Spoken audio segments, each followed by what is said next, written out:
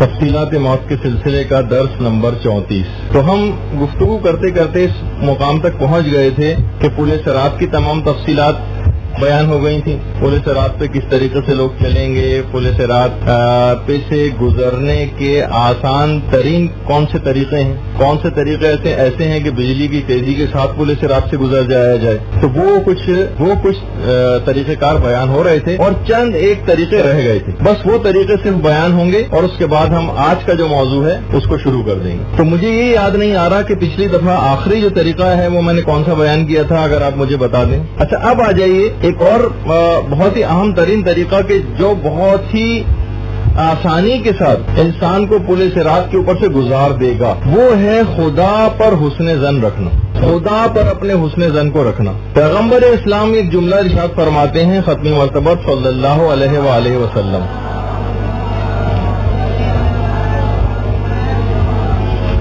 پیغمبر فرماتے ہیں کہ گزشتہ رات میں نے خواب دیکھا کہ میری امت میں سے ایک شخص پل صراط کے اوپر کھڑا ہوا لرز رہا ہے، اور اس طرح سے لرز رہا ہے جس طرح سے طوفان میں درخت جو ہے وہ لرزا کرتے ہیں۔ کیونکہ میں نے پچھلی دفعہ یہ تفصیل بھی آپ کی خدمت میں بتائی تھی کہ پل صراط بہت سے لوگوں کے لیے چوڑا ہوگا، بہت سے لوگوں کے لیے انتہائی چھوٹا ہو جائے گا، کچھ ایسے ہوں گے جو پل صراط پہ جب چلیں گے اس وقت پل صراط چوڑا ہوگا، لیکن جیسے جیسے آگے چلتے جائیں گے پل صراط چھوٹا ہوتا چلا جائے گا۔ کچھ ان کی تفصیلات پچھلی دفعہ آ چکی ہیں۔ اتنا چھوٹا ہو گیا کہ قریب تھا کہ وہ نیچے گر جاتا جہنم میں، کیونکہ پل صراط کے عین نیچے دوزخ، کہ اچانک سے پیغمبر فرماتے ہیں کہ اس کا خدا کے اوپر حسن ظن آیا اور وہ پرسکون ہو گیا اور اس نے انتہائی آسانی کے ساتھ پل صراط کو عبور کر لیا۔ شیخ صدوق نے باقاعدہ سے روایت کو لکھا ہے تو انسان فقط پروردگار عالم کا تصور فقط طرح کا نہ رکھے کہ اس کو صرف سزائیں ہی دیتے چلے جانا ہے، اور انشاءاللہ جب اس کے بعد جو ہماری گفتگو ہوگی وہ شفاعت کے موضوع پر ہوگی کہ کس طریقے سے شفاعت کے ذریعے مومنین دوزخ کی آگ سے بچائے جائیں گے، اور اس کی شفاعت کے بعد شفاعت ایک حد تک کام دے گی اور اس کے بعد پھر رحمت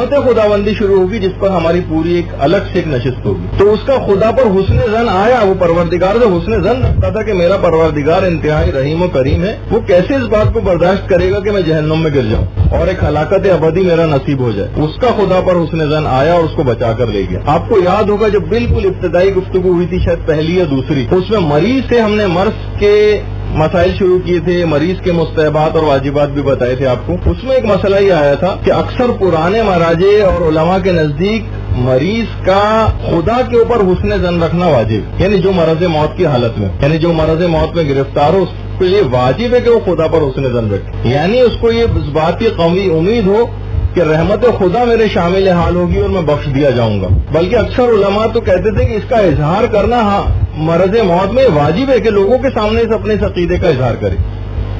اب کے علماء خیر کہتے ہیں کہ واجب تو نہیں ہے اس بات کا اظہار کرنا، لیکن بہرحال دل سے تو انسان رحمت خدا کا امیدوار رہے۔ تو خدا پر اس کا حسن ظن آیا اور اس کو بچا کر لے گیا۔ اسی طریقے سے ایک اور جو کہ پل صراط سے انتہائی آسانی کے ساتھ عبور کروانے والا عمل، وہ ہے کثرت کے ساتھ درود بھیجنا محمد و آل محمد علیہ السلام، اللہم صلی علی محمد۔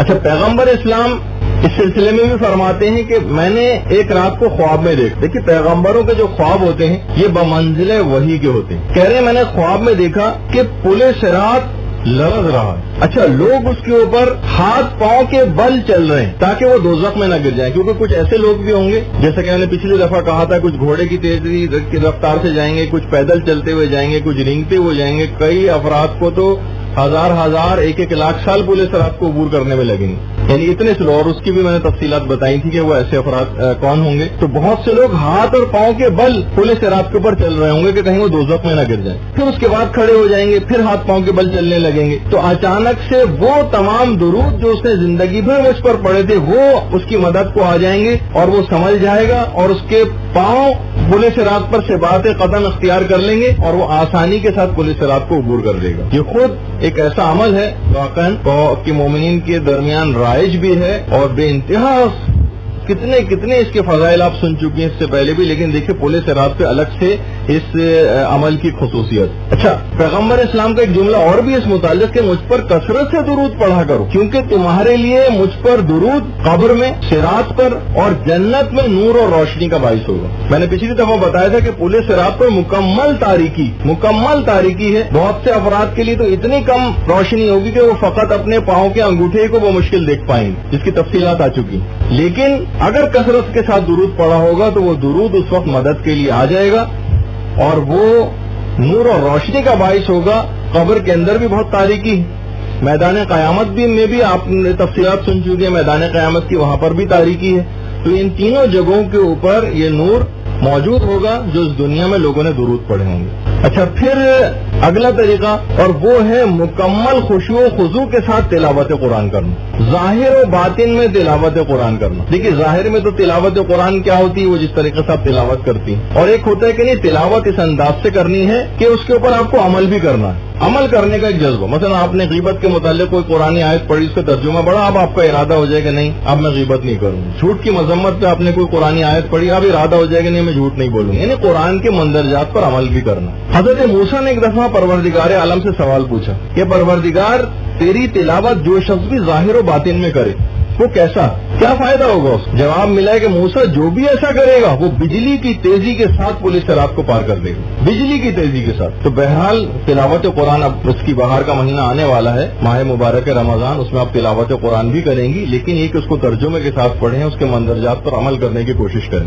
ویسے تو یہ ہے کہ جتنے بھی آپ مسائل فقہ کے اوپر بھی آپ جو عمل کرتی ہیں وہ بھی گویا ایسے ہی ہے جیسے قرآن و حدیث کے پر عمل کرنا۔ تو ایسا نہیں ہے کہ قرآن کے اوپر عمل کرنا کوئی الگ سے چیز ہے اور توضیح مسائل کے اوپر عمل کرنا کوئی الگ سے چیز ہے، نہیں، یہ بھی اسی پہ شمار ہو کہ وہ سارے کے سارے مسئلے بھی ڈرائیو ہوئے ہیں قرآن و حدیث سے ہی۔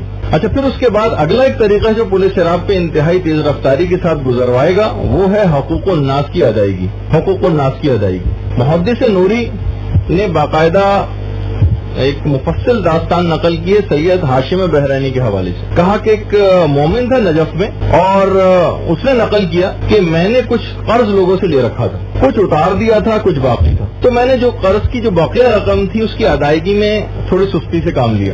پھر میں نے خواب میں دیکھا کہ قیامت آ گئی، حساب و کتاب ہو رہا ہے، صراط پر سے میں گزر رہا ہوں، ابھی میں نے آدھا ہی فاصلہ طے کیا تھا صراط پہ سے گزرنے کا کہ اچانک نیچے سے، پورے صراط کے نیچے دوزخ ہے، وہاں سے ایک شخص نکل کے اوپر آ گیا۔ میں نے دیکھا وہ تو میرا قرض خواہ تھا جس نے مجھے قرض دیا تھا، جس کے قرض کی واپسی میں نے سستی سے کام لیا تھا۔ رستہ روک کے میرا کھڑا ہو گیا کہ پہلے میرا قرضہ واپس کرو، پھر اس کے بعد پورے صراط پار کرنا۔ میں نے کہا یہاں پر تو میرے پاس کچھ پیسے ہی نہیں، یہاں پر میں تمہیں کیسے ادا کروں؟ اس نے کہا کہ اچھا، اگر تم یہاں پر ادا نہیں کر سکتے تو تم مجھے اس بات کی اجازت دو کہ میں اپنی انگلی تمہارے سینے پر رکھ دوں۔ اس نے اجازت دے دی۔ وہ کہتا ہے کہ وہ شخص کے جیسے اس نے انگلی میرے سینے پر رکھی، مجھے ایسا لگا جیسے گرم لوہے کی سلاخ کسی نے میرے سینے کے اندر گھسا دی۔ میری آنکھ کھلی سے میں تڑپ رہا تھا، تو میں نے اپنے سینے کو جب کھول کے دیکھا تو باقاعدہ میں نے اس بات کا مشاہدہ کیا کہ میرے سینے کے اندر جس طرح کے سلاخ کوئی گھسا دی جاتی ہے وہ میرے سینے کے اندر گھسا دی گئی ہو۔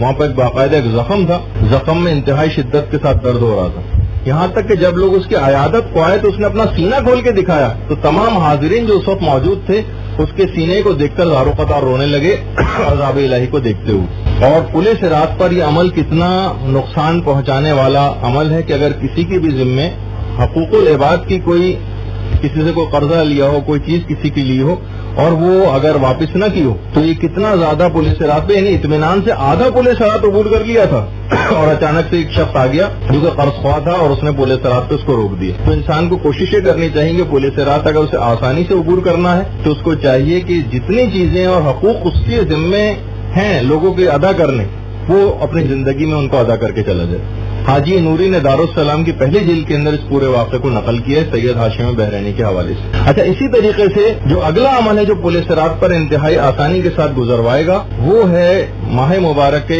شعبان میں 26 روزے رکھنا۔ کہ پیغمبر اسلام میں جملہ ارشاد فرماتے ہیں کہ جو بھی شعبان کے مہینے میں 26 روزے رکھ لے گا اسے صراط سے گزرنے کا پاسپورٹ یا پرمٹ پروردگار اس کو عطا فرمائے گا. جواز جو روایت کے اندر آیا ہے, جواز پاسپورٹ ہی کو کہا جاتا ہے, یعنی اس کو باقاعدہ پاسپورٹ دیا جائے گا کہ جاؤ تم آسانی کے ساتھ پولیس رات کو عبور کر لو, جو بھی شعبان کے مہینے میں 26 روزے رکھے گا. اسی طریقے سے سورہ قیامت کی اگر کوئی شخص تلاوت کرے گا تو امام محمد باقر علیہ الصلوۃ والسلام فرماتے ہیں کہ جو شخص بھی باقاعدگی کے ساتھ سورہ قیامت کی تلاوت کرے گا اور اس پر عمل بھی کرے گا تو خدا اسے خوبصورت شکل کے ساتھ قبر سے اٹھائے گا اور اسے خوشخبری اور بشارت دی جائے گی, اور وہ ہنستے ہوئے صراط اور میزان کو عبور کر لے گا, ہنستے ہوئے پورے صراط کو عبور کرے گا. جو بھی سورہ قیامت جب بھی آپ پڑھیں اس کو اس کے ترجمے کے ساتھ پڑھیں, پھر دیکھیے آپ اس کے اندر کے کیا اس کے مندرجات ہیں, ان کے اوپر عمل کرنے کی کوشش کریں.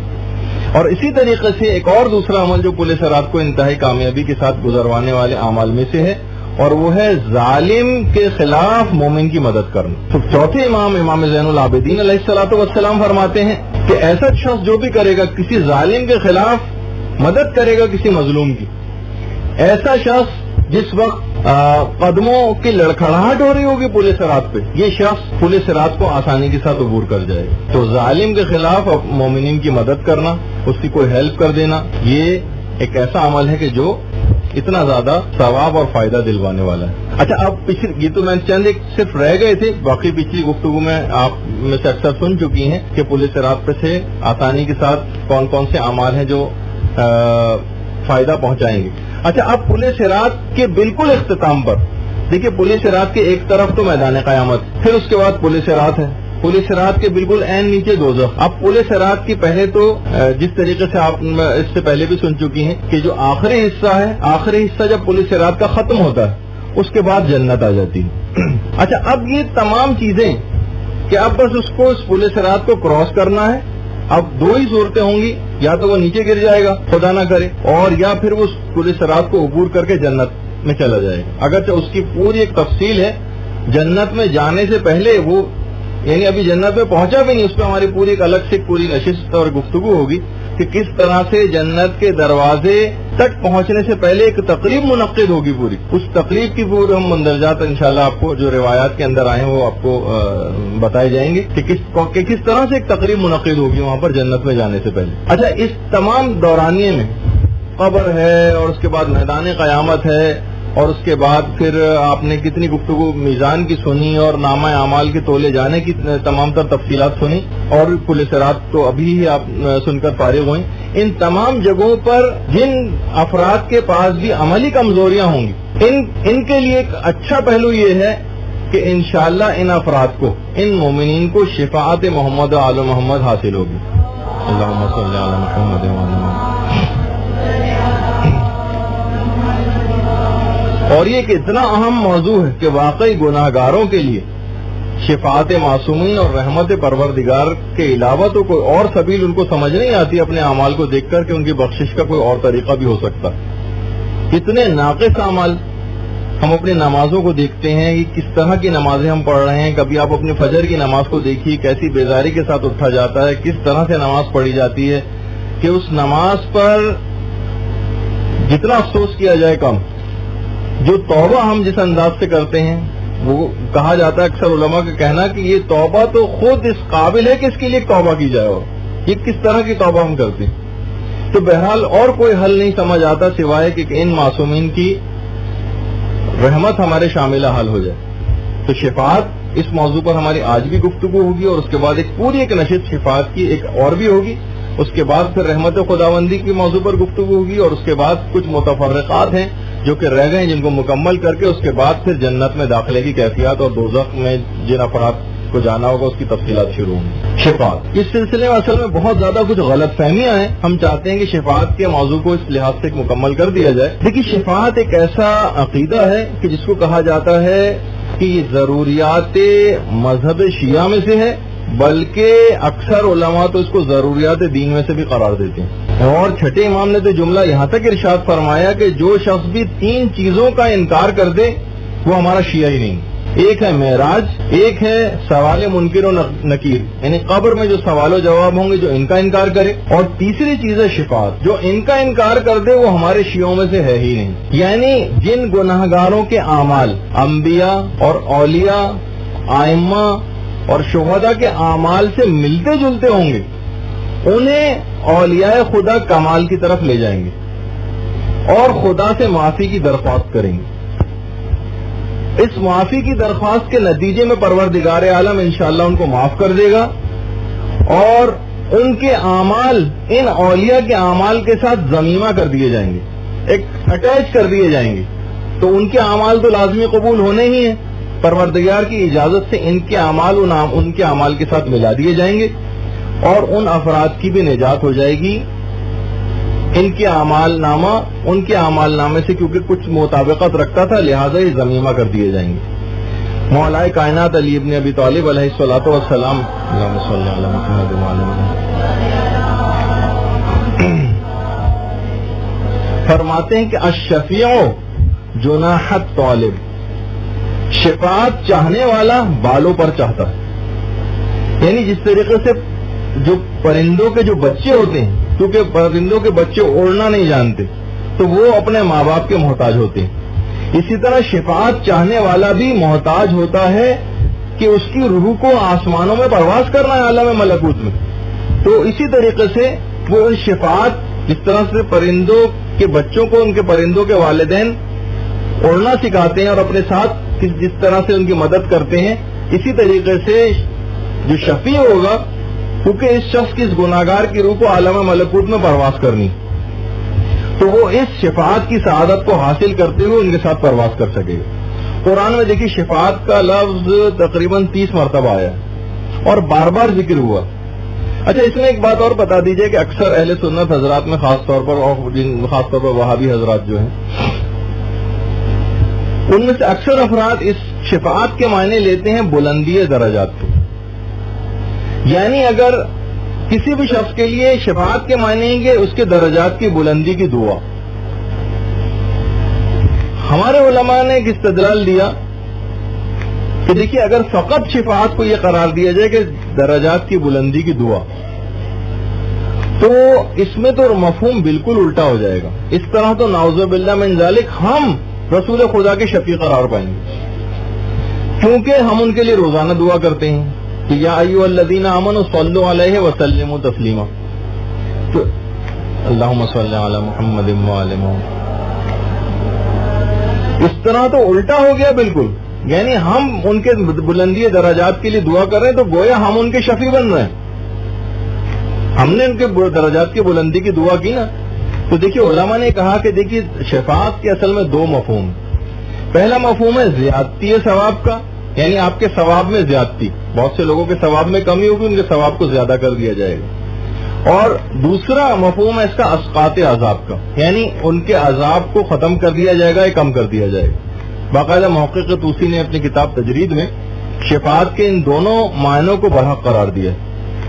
اچھا دیکھیے دنیا میں بھی اس کی مثالیں علماء نے لکھی کہ اگر 1-2 نمبر کسی کم ہو جاتے ہیں کسی پیپر میں، تو ممتحن جو بھی پیپر چیک کرنے والا ہے وہ اس کو 1-2 نمبر گریس مارکس دے کر پاس کر دیتا ہے. یہ شفاعتی کا تو ایک مفہوم ہے کہ تھوڑی بہت کمی اس کے نامہ اعمال میں رہ گئی تھی، وہ 1-2 نمبر دے کے ممتحن نے اس کو پاس کر دیا. اسی طریقے سے اگر ہم ایک کمزور دھاگے کے ساتھ ایک اور دھاگا باندھ لیں تاکہ وہ دھاگا مضبوط ہو جائے، یہ دنیا میں شفاعت کا مفہوم ہے. اسی طریقے سے ڈاکٹر کا دوا دے کر مریض کو صحت یاب کرنا، اس دنیا میں شفاعت کا مظہر. اچھا اسی طریقے سے اگر ہم دیکھیں کہ جو درخت کا تنا ہوتا ہے یہ کیا کرتا ہے، غذائی مواد کو جڑوں سے لیتا ہے اور شاخوں، پتوں، پھولوں ان تک پہنچاتا ہے، پھلوں تک. یہ شفاعت کا ایک مفہوم ہے. اسی طریقے سے جو بجلی کے تار ہوتے ہیں یہ کیا کرتے ہیں، بلب تک روشنی باقاعدہ پہنچاتے ہیں. لہذا روشنی ملنا، حرارت ملنا، اور اسی طریقے سے پانی، زمین، ہوا، یہ ہر دانے کو منزل کمال تک پہنچاتے ہیں. اس وجہ سے یہ شفاعت، یعنی دانے کے اندر اتنی صلاحیت نہیں تھی کہ اتنے ارتقاء کو وہ طے کر سکتا، لیکن کیا کیا کہ سورج نے، زمین نے، پانی نے، بارش نے، زمین نے اس سب کو اس دانے کی ہیلپ کی اور اس کو کمال تک پہنچایا، اور پھر وہ دانے سے جو ہے وہ پھل نکلے. اور اس طرح سے یہ عالم طبیعیات میں یہ جو ہماری جو عام دنیا ہے اس میں شفاعت کا ایک مفہوم ہے. یعنی یہ مفہوم اس دنیا میں بھی پایا جاتا ہے.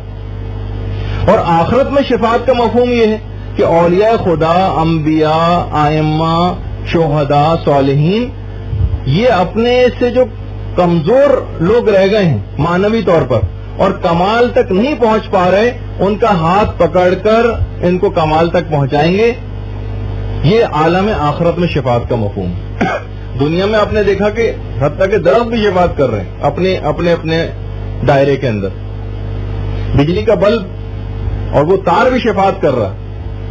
اسی طریقے سے عالم آخرت میں بھی وہ افراد کے جو کمزور رہ گئے معنوی طور پر، ان کو یہ افراد ہاتھ پکڑ کر ان کی اس کمی کو دور کروائیں گے اور ان کو وہاں پر تکامل کی منازل تک فائز کریں گے.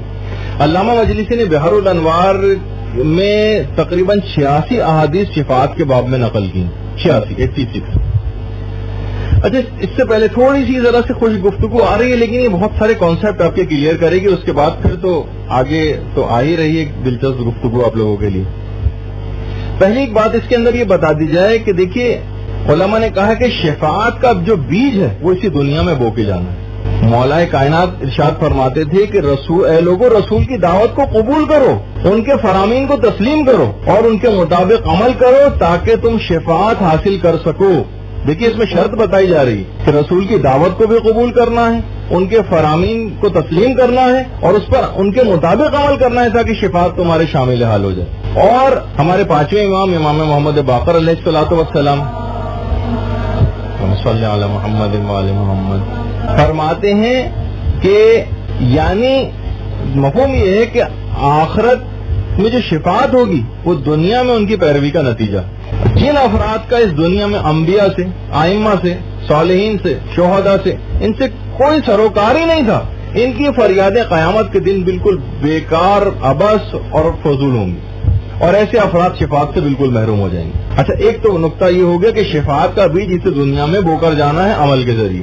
یعنی ایسا نہیں کہ جو بالکل ہر تمام چیزوں سے لا تعلق ہو اس کو وہاں پر شفاعت مل جائے. نہیں، ایسے افراد کو شفاعت نہیں ملے گی. ان کی ایک الگ فہرست بیان ہوگی کہ جن افراد کو شفاعت نہیں ملنی. دوسری بات اس کے اندر یہ ہے کہ دیکھیے، شفاعت کرنے والوں کے جو شفاعت کریں گے وہاں پر ان کے درجات بھی آپس میں برابر نہیں، ان کے درجات میں تفاوت. سب سے بلند درجہ یقیناً پیغمبر اسلام کا ہے، پھر مولا کائنات کا ہے، دیگر تمام انبیاء کا ہے، اس کے بعد دیگر ائمہ کا ہے، اس کے بعد پھر دیگر انبیاء کا درجہ ہے، اس کے بعد شہداء ہیں، علماء ہیں، صالحین ہیں، اس کے بعد یہاں تک کہ ایک عام مومن تک بھی یہ سلسلہ پہنچے گا. یعنی جو بھی شفاعت کرنے والے ہوں گے ان کے جو مقدار شفاعت ہوگی وہ ان کے اپنے مقام اور مرتبے کے اعتبار سے ہوگی. اس کا ایک خاص عدد بھی ہے جو میں ابھی آگے چل کر آپ کی خدمت میں پیش کرنے والا ہوں. یعنی شفاعت کی مقدار شفاعت کرنے والے کے مرتبے کے اوپر ڈیپینڈ کرتی ہے کہ وہ کس طرح کی شفاعت آپ کی کروا سکے گا. ہاں، البتہ یہ ضرور ہے کہ تفسیر المیزان میں بھی ہے، سنیوں میں ابن ماجہ وغیرہ کے اندر بھی ہے کہ جو شفاعت کا جو افتتاح ہے، شفاعت کا افتتاح یہ پیغمبر اسلام کے ہاتھوں سے ہوگا. اور اچھا، ایک بات اور اس میں تیسرا نقطہ بھی پیش کر دیا جائے. آقا محسن قراتی نے باقاعدہ بڑا اچھا اس کو واضح کیا ہے کہ دیکھیے، شفاعت کے معنی یہ نہیں ہے کہ کسی شخص پر بالکل بھی عذاب نہ ہو. بہت سے جگہوں پہ، زیادہ تر جگہوں پہ ایسا بھی ہوگا، لیکن یہ کلی معنی نہیں. ہو سکتا ہے کہ مدتوں عذاب کے بعد اس کو شفاعت ملے. خود مولا کائنات فرماتے ہیں کہ اے لوگوں، خوش فہمیوں پر بھروسہ کر کے نہ بیٹھ جانا اور عذاب الہی کو بھی حقیر نہ سمجھنا. کچھ گناہگار ایسے ہوں گے جنہیں 3 لاکھ سال عذاب بھگتنے کے بعد ہماری شفاعت نصیب ہوگی. خود مولا کا اپنا جملہ ہے، 3 لاکھ سال عذاب بھگتنے کے بعد ہماری شفاعت نصیب ہوگی. اور دیکھیے، کچھ تو افراد ایسے ہوں گے، جب ہم تفصیل اس کی جب جہنم کے حالات بیان کریں گے تو اس وقت بھی یہ چیز آئے گی. کچھ کو تو جہنم میں جا کر بھی نکالا جائے گا، نجات ملے گی کہ جب گناہگار کفار و مشرکین اور منافقین کے ساتھ جہنم کے اندر جائیں گے تو اس وقت دیکھیے، ایک تو یہ کہ یہ تمام افراد کی عقل وہاں پر کامل ہوگی. تو اس وقت یہ جو کفار و مشرکین اور منافقین اور ظالمین جو جہنم کے اندر ہیں، جب ایسے افراد کو جلتا دیکھیں گے تو ان کے پاس آ کر طنز کریں گے ان پر کہ تمہارا خدا پر آخر جو ایمان تھا یہ کس مرض کی دوا ثابت ہوا، آ گئے نا تم بھی جہنم میں. اس وقت پروردگار عالم ملائکہ کو حکم دے گا کہ ان گناہگاروں کو عذاب سے نجات دے دو، اور اس طرح رحمت خدا ان کی شامل حال ہو جائے گی. تو دیکھیے، یہ تو ایک الگ ہے کہ رحمت پروردگار وہ مختلف مراحل پر سامنے آتی رہے گی، لیکن یہ کہ بہرحال ایسا نہیں ہے کہ ہم صرف فقط اور فقط شفاعت کے وعدے پر بھروسے کر کے گناہوں کے اوپر جری ہوتے چلے جائیں کہ بھئی شفاعت تو ملنی ہی ہے. جیسے کہ ابھی آگے چل کر آپ کو بہت سے ایسے میں واقعات بھی بتانے والا ہوں. تو بعض اوقات کی صرف اس وجہ سے ہے کہ ہم ان تمام اپنے جتنے پل ہیں ہمارے ان کو اپنے ہاتھوں سے تباہ نہ کریں. یعنی ایسا نہ ہو کہ جیسے خود ابھی آگے چل کر میں شاید مولا کا وہ قول پیش بھی کروں کہ دیکھو ہمیں تم قیامت کے دن شفاعت کی تکلیف میں مبتلا نہ کرنا. کوشش کرو کہ اس کی نوبت ہی نہ پیش آئے کہ ہمیں آ کر سفارش لگانی پڑے. اپنے اعمال تم ایسے کر کے جاؤ کہ کیونکہ شفاعت ہر شخص کو نہیں ملے گی. جو اس قابل ہوگا گناہ جس کے اس طرح سے رہ جائیں گے وہ شفاعت کے قابل ہوگا, پھر ائمہ اس کی شفاعت کے لیے آئیں گے. کچھ ایسے ہوں گے جو بلا شفاعت ہی جنت کے اندر جائیں گے. اچھا اب کچھ باتیں ایسی ہیں کہ چند ایک شبہات ہیں جو اس سلسلے میں پیش کیے گئے. چند شبہات. ایک تو شبہ یہ ہے کہ جناب یہ جو سورہ شورا کی بھی 101ویں اور 102 آیت آپ قرآن کے اندر جا کر دیکھیے گا, جس میں یہ ہے کہ نہیں ہے ہمارے لیے کوئی شفاعت کرنے والا اور نہ ہی کوئی حمایتی. یہ کچھ لوگ وہاں پر کہہ رہے ہوں گے اے کاش ہمارے لیے آج دنیا کی طرف پلٹ جانا ممکن ہوتا تو ہم بھی مومنین میں سے ہوتے. امام صادق علیہ الصلوۃ والسلام یہ جملہ ارشاد فرماتے ہیں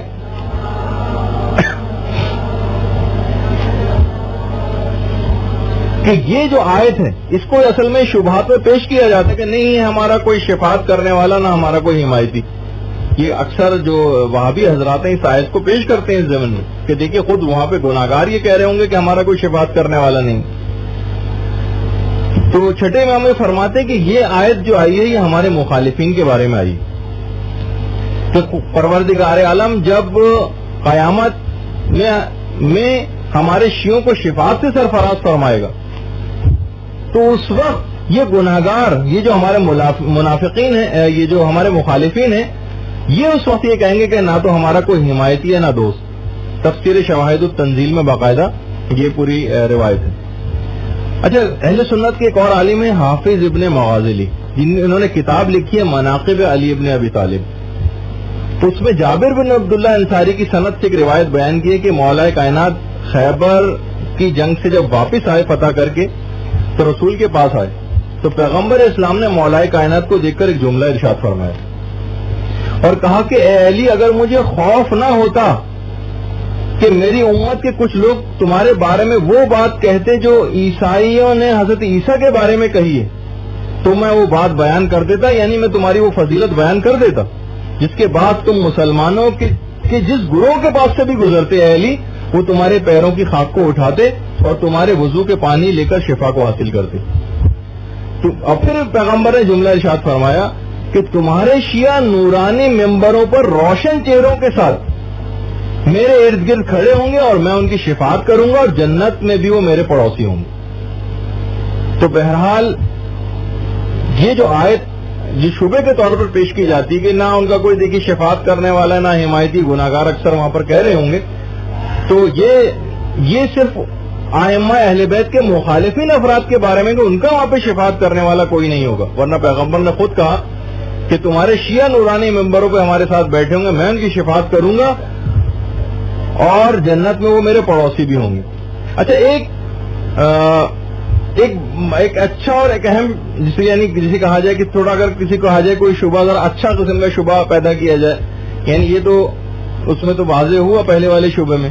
دوسرا شعبہ ایک پیش یہ کیا جاتا ہے کہ دیکھیے لوگ یہ کہتے ہیں جو شفاعت کے مخالف ہیں وہ کہتے ہیں کہ خدا نے اعمال صالحہ پر جنت دینے کا وعدہ کیا اور جہنم کی وعید سنائی. دیکھیے جنت کا وعدہ ہوتا ہے, جہنم کی وعید ہوتی ہے.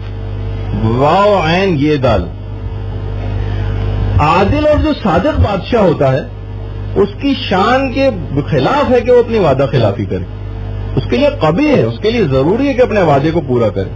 لہذا شفاعت کرنا یہ مذموم ہے اور نبی معصوم کی شان کے خلاف. جب اس نے کہا ہے کہ نیکوکاروں کے لیے جنت ہے, بدکاروں کے لیے دوزخ ہے, تو اس کو چاہیے کہ اپنے وعدے کو پورا کرے. اچھا اب علماء نے دیکھیے ویسے تو دیکھا جائے بظاہر بڑی اچھی بات لگ رہی کہ ہاں بھائی جو بات کہی ہے صادق اور سچا جو بادشاہ ہوتا ہے اور عادل ہوتا ہے, جو وعدہ کرتا ہے پورا کرتا ہے. جب جنتی لوگوں جب نیکوکاروں کے لیے جنت کا وعدہ کیا وہ بھی پورا کرے گا وہ, اور دوزخ کے لیے کہ وہ دوزخ میں جائیں گے گناہگار. یہ بھی اس نے وعدہ کیا کہ فلاں فلاں گناہ کرو گے تو دوزخ میں جاؤ گے, تو اس وعدے کو بھی اس کو پورا کرنا چاہیے. اور جو سفارش لڑوا کے اس بات کو ہٹوائے گا گویا اس وعدے کے خلاف عمل کروائے گا کہ جو کہ نبی کی شان سے بہت بعید ہے. بظاہر دیکھا جائے تو ایک ایسا شبہ ہے کہ اس میں لوگ زیادہ شک و شبہ میں پڑ سکتے ہیں. علماء نے کہا کہ یہ جو شبہ ہے نا یہ تار عنکبوت سے بھی زیادہ کمزور ہے. اصل بات یہ ہے کہ وعدے اور وعید کے فرق کو سمجھا ہی نہیں گیا. دیکھیے تھوڑی سی خوش گفتگو آ رہی ہے لیکن یہ بہت سے کانسیپٹ آپ کو کلیئر کرے گی. دیکھیے عقلاء کے نزدیک جس طرح سے وعدے کی خلاف ورزی کرنا قبیح ہے, اس کے برعکس وعید کی خلاف ورزی کرنا ممدوح ہے. یعنی اگر کوئی وعدے کی خلاف ورزی کرتا ہے جس طرح سے, یہ تو صحیح ہے کہ قبیح ہے. مثلا جنت کا وعدہ پروردگار عالم نے کیا ہے, کسی نیک عمل کے نتیجے میں اس کو جنت نہ دے اب یہ قبیح ہوگا کہ اپنے وعدے سے نہیں پھر سکتا. وعید کی مخالفت کرنا ممدوح ہے, یعنی قابل تعریف ہے. اگر کوئی شخص کسی مثلا اگر کوئی بادشاہ ہو یا اس کو کوئی بھی ماتحت ہو, وہ کوئی کسی حکم کی خلاف ورزی پر خود معاف کر دے یا کسی کی سفارش پر معاف کر دے, تو اس کو ہمیشہ رحم دلی اور بندہ نوازی پہ محمول کیا جائے گا. آپ کو خود کوئی آپ کے حق میں تقصیر کر دے, اب آپ کے پاس دونوں اختیارات ہیں, آپ اسے معاف بھی کر سکتی ہیں, سزا بھی دے سکتی ہیں. اب اگر آپ کہیں گے نہیں بھائی قانون کے مطابق تو یہ ہے, اب تو آپ کو سزا ہی ملے گی, تو ٹھیک ہے آپ عمل تو کر لیں گی, لیکن اگر آپ نے اس کو معاف کر دیا تو یہ آپ قابل تعریف ہوں گی. جبکہ کسی چیز کو دینے میں مثلا جنت کسی نیک عمل کے نتیجے میں دینے کا پروردگار نے وعدہ کیا, یہ تو اس کی خلاف ورزی وہ نہیں کر سکتا. لیکن برائی اگر کوئی کی ہے, اس میں پروردگار عالم کے حکم کی خلاف ورزی کی ہے, تو ایسے شخص کو پروردگار عالم اگر معاف کر دے تو یہ بالکل بھی اس بات کے خلاف نہیں ہے بلکہ قابل تعریف بات ہوگی. اچھا ایک بات علماء نے اور کہی کہ خدا خود تو معاف کرنے کا حکم دے, کہ ہم سے کہے کہ بھائی لوگوں کو معاف کرو, اور خود بلکہ معاف نہ کرنا اس کے لیے زیادہ قبیح کہ وہ اپنے عاجز بندوں کو تو معاف کرنے کے لیے کہے اور خود مکمل قدرت رکھنے کے باوجود لوگوں کو سزائیں دیتا رہے. علماء نے کہا تو خود یعنی جو جملہ مشہور ہے نا کہ در اف لذت است کے در انتقام نیچ, معاف کرنے میں جو لطف اور مزہ ہے وہ انتقام لینے میں تھوڑی. تو پروردگار عالم سے ایک بات بہت بعید ہے کہ ہم جیسے عاجز اور کمزور لوگوں کو تو کہے کہ تم دوسروں کو معاف کرو اور خود تمام تر قدرت رکھنے کے باوجود لوگوں کو صرف سزائیں دیتا رہے. تو اصل بات یہ ہے کہ لوگوں نے وعدے اور وعید کے فرقی کو نہیں سمجھا. دیکھیے ایک دوسرا فرق یہ بھی ہے کہ وعدے میں لوگوں کا خدا پر حق ہوتا ہے کہ بھئی ہم نے یہ نیک عمل کیا ہے, اب اس کی پروردگار نے وعدہ کیا ہے کہ میں تم کو اس کا ثواب دوں گا, اور پروردگار ثواب نہ دے اور اس کو جہنم میں ڈال دے. اب یہ تو کہا جائے گا کہ ہاں اس نے اس بات کی, کیونکہ یہ بندے کا حق تھا جو پروردگار پر تھا, پروردگار کے لیے واجب ہے کہ بندے کا حق دے. لیکن وعید کے اندر جو اس نے عذاب دینے کا وعدہ کیا اپنے کسی حکم کی خلاف ورزی کے نتیجے میں, اس میں خدا کا حق بندے کے اوپر ہوتا ہے. اب خدا چاہے تو اپنے حق کو لے لے اور چاہے تو معاف کر دے, دونوں حق پروردگار کو. تو اگر شفاعت حقوق الناس کی ادائیگی میں درکار ہوگی تو وہاں پر یہ ہوگا کہ خدا کے لیے اس کا عوض دینا اور اس کی ادائیگی کا انتظام وہاں پر کرنا کہ تم نے فلاں بندے مومن کا حق مارا تھا, اب اس بندے کو کہا جائے گا یہ لو 10 لاکھ نیکی اور اس کو معاف کر دو. وہاں پر ایک ایک نیکی کی ضرورت ہوگی, وہاں پر پروردگار اس طرح سے معاف کروائے گا, رحمت و خدا بندے عالم شامل حال ہو جائے گی. تو اس طرح سے کسی کے بھی حقوق ضائع نہیں ہوں گے. ورنہ دیکھیے دنیا کے اندر کیا ہوتا ہے, اگر کسی کی سفارش کی جاتی ہے نا کسی اور کے مقابلے میں, تو جن افراد کی سفارش نہیں ہو ان کا حق ضائع ہو جاتا ہے. وہاں پر کسی کا بھی حق ضائع نہیں ہوگا, اس وجہ سے شفاعت اور سفارش بالکل مقبول ہوگی اور بالکل صحیح سمجھی جائے گی. کہ دنیا کی طرح کا معاملہ نہیں ہے کہ وہ جو شعر ہے نا, لے کے رشوت پھنس گیا ہے دے کے رشوت چھوٹ جا, اس طرح کا معاملہ نہیں ہوگا میدان قیامت میں. یہ تو ہماری دنیا ہی کے اندر صرف یہ مثالیں. کن افراد کی شفاعت ہوگی, کن افراد کی شفاعت ہوگی میدان قیامت میں؟ تو دیکھیے جن افراد کے بھی عقائد ٹھیک ہوں گے, ہاں البتہ عملی کمزوریاں ان میں رہ گئیں کسی صحاب کی وجہ سے, نسیان کی وجہ سے, نفس امارہ کے غلبے کی وجہ سے, اور وہ بلا توبہ اس دنیا سے گئے, ان افراد کی شفاعت ہوگی.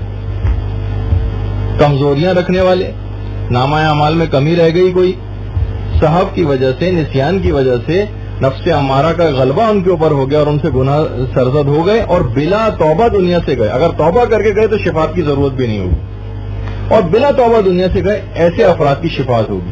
البتہ غلط عقائد رکھنے والے، مثلا وہ فیشن میں آ کر علی اللہ کا نظریہ دینے والے، یا عمدان اور علماً شریعت اسلام کا مذاق اڑانے والے، ان کو شفاعت نہیں ملے گی. یہ بات یاد رکھ لیں، ایسے افراد کو شفاعت نہیں ملے گی. شفاعت گناہگار مومنین کے لیے ہے، کافروں کے لیے نہیں ہے، مشرکوں کے لیے نہیں ہے، منافقین کے لیے نہیں ہے، اور غیر شیعوں کے لیے بھی نہیں. میں تفصیل آپ کو بتاؤں گا انشاءاللہ اس کی اپنے مقام پر. اچھا، شفاعت کن کن جگہوں پر ہوگی؟ یہ تو پتہ چل گیا کہ اب شفاعت کن لوگوں کی ہوگی. اب شفاعت کن کن جگہوں پر ہوگی؟ تو دیکھیے، ایک تو موت کے وقت بھی شفاعت ہوگی. جس وقت موت انسان کو آ رہی ہوگی اور فرشتہ روح قبض کر رہا ہوگا، اس وقت شفاعت ہوگی. عالم برزخ میں بھی شفاعت ہوگی، میدان قیامت میں بھی شفاعت ہوگی. آراف کی منزل، اس پہ بھی ہماری ایک پوری گفتگو ہوگی. مقام آراف، وہاں پہ شفاعت ہوگی. پل صراط پہ شفاعت ہوگی. حوض کوثر پہ بھی شفاعت ہوگی. اور جنت اور دوزخ کے دروازوں کے پاس پہنچ کر بھی شفاعت ہوگی. بالکل دروازے پر پہنچ گئے اور اب بھی اس بات کا امکان ہے کہ وہاں سے ہٹا دیے جائیں، اس موقع پر بھی شفاعت ہوگی. بہرحال علماء نے کہا ویسے تو ان تمام موقعوں پر شفاعت ہوگی، لیکن اصل موقع جو ہوگا وہ حساب و کتاب کے مرحلے کے بالکل آخر میں ہوگا. اصل موقع شفاعت کا وہ ہوگا. اچھا، اب جیسے کہ میں نے اس سے پہلے کہا تھا، کوشش تو یہی کرنی چاہیے، جیسے کہ مولا کا بھی فرمان ہے کہ لوگوں اپنے اعمال سے ہمیں قیامت کے دن شفاعت کے معاملے سے دوچار مت کرنا. اپنے اعمال یہیں سے اچھے کر کے چل جاؤ، ہمیں زحمت میں کیوں مبتلا کرتے ہو کہ ہم تمہاری سفارش کریں آ کے. اچھا، اب آ جائیے کون کرے گا شفاعت. اس کی پوری ایک فہرست ہے بہت بڑی، اور شاید یہ آج سے تو شروع ہو جائے گی اور اگلی نشست میں بھی تقریباً درمیان تک چلے گی. یہ صرف فہرست کی شفاعت کون کون کرے گا. ایک تو سب سے ہم نیچے سے بالکل شروع کرتے ہیں، ہر شیعہ شفاعت کرے گا. ہر شیعہ شفاعت کرے گا. پانچویں امام محمد باقر علیہ الصلوۃ والسلام فرماتے ہیں کہ ہر مومن ربیع و مضر کے برابر شفاعت کرے گا. دیکھیے، قبیلہ ربیع و مضر، ان کا بہت ساری روایات کے اندر تذکرہ آیا، اس وجہ سے کہ یہ بڑی تعداد کے قبائل تھے. اس زمانے میں سمجھانے کے لیے بات کہی جاتی تھی. حتیٰ کہ ہر مومن اپنے نوکروں کی بھی سفارش کرے گا اگر وہ مومن ہوئے، اپنے ملازمین کی بھی سفارش کرے گا. اور پیغمبر اسلام جملہ ارشاد فرماتے ہیں، جو کہ اکثر روایت میں تھوڑا سا اس میں الگ تعداد بھی آئی ہے، کہ جو مومن جو کم ترین شفاعت کرے گا وہ کم سے کم بھی 3 انسانوں پر مشتمل ہوگا. ہر مومن کم سے کم 3 انسانوں کی شفاعت تو ضرور کرے گا. یعنی ایسے انسان کے جو جہنم میں جن کو گرنا ہی تھا اور ان کو وہاں سے بچا لیا جائے گا، ایسے 3 افراد کو. اور کچھ علماء نے جو اور روایات آئیں اس میں کم سے کم 3 کا عدد ہے، کچھ روایات میں کم سے کم 30 کا عدد ہے، اور کچھ روایت میں کم سے کم بھی ہر مومن کے لیے 30,000 مومنین کی شفاعت کا عدد. 30,000، 30 یا کم سے کم 3 بھی. اچھا، پانچویں امام ایک جملہ ارشاد فرماتے ہیں، وسائل شیعہ وغیرہ میں بھی ہے، کہ اہل المعروف فی الدنیا اہل المعروف فی الآخرہ واہل المنکر فی الدنیا اہل المنکر فی الآخرہ. یعنی جو اس دنیا میں اہل معروف ہے وہ آخرت میں بھی اہل معروف ہوگا، اور جو اس دنیا میں اہل منکر ہے وہ آخرت میں بھی اہل منکر میں سے ہوگا. دیکھیے، اہل معروف کس کو کہا جاتا ہے؟ اہل معروف کہتے ہیں جس کی نیکیوں میں شہرت ہو جائے.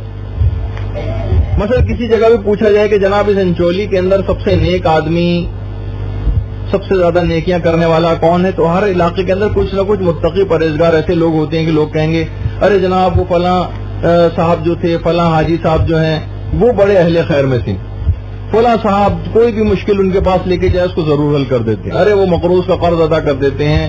اور فلاں خاتون کو تو دیکھیے، ان کے پاس اگر کوئی خاتون چلی جائے تو کبھی کوئی عورت ان کے پاس سے خالی ہاتھ نہیں لوٹی، ان کا ہاتھ ان کی جیب سے خوب واقفیت رکھتا ہے. تو بہرحال جو اپنے پیسے کو اپنی ذاتی ملکیت نہ سمجھے، تو جو اس دنیا میں لوگوں کو فیض پہنچاتے ہیں نا، وہ مرنے کے بعد دیگر مومنین کے ارواح کو بھی ویسے ہی فیض پہنچاتے رہیں گے، حتیٰ کہ جس جگہ پہ جا کر دفن ہو جائیں گے وہاں کے اطراف کے مومنین کے عذاب بھی معاف ہو جائیں گے. یعنی جن کا دسترخوان اس دنیا کے اندر بچھا ہوتا ہے کہ لوگ ان کے پاس آئیں، کھانا کھائیں، ان کے گھر جائیں، کوئی ان کے پاس حاجت لے کے آئے ان کی حاجت کو پورا کریں. جو دسترخوان رحمت اس دنیا میں جن کا بچھا ہوا ہوتا ہے برزخ اور میدان قیامت میں بھی ان کا دسترخوان ویسے ہی بچھا ہوگا, اور اس دسترخوان سے وہ خدا کی رحمت کو تقسیم کر رہے ہوں گے اور دوسروں کی شفاعت کر رہے ہوں گے.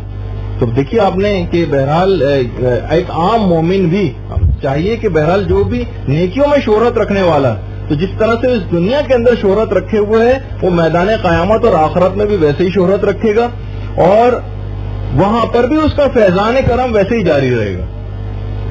اچھا, باقاعدہ کتاب جو ایک کتاب ہے در منصور, تفسیر در منصور الگ ہے جو علامہ جلال الدین سیوطی کی.